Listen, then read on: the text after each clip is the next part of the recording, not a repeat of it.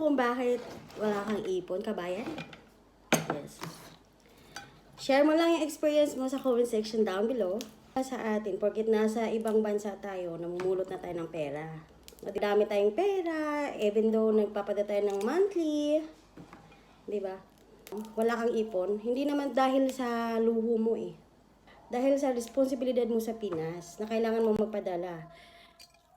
Pati nga yung pamangkin mo, ikaw nagpapaaral.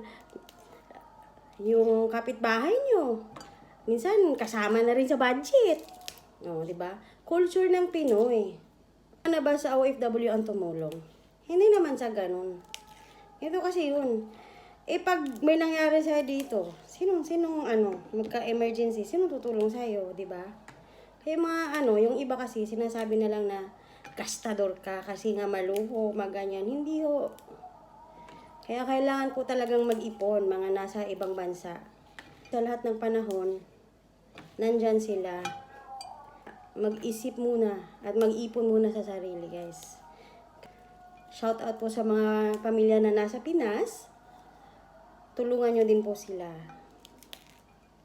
At umuwi ka ng Pinas, yung mga tumulong sa'yo, tumutulungan ka ba? Ha? Baka sasabihin sa'yo, gastador ka. Kaya tandaan mo to, kabayan. Bago ka tumulong sa iba, tulungan mo muna ang sarili mo. Mukha lang talaga kaming mapera. Mukhang may pera, hindi mapera. Pero totoo yan. Walang-wala din po talaga.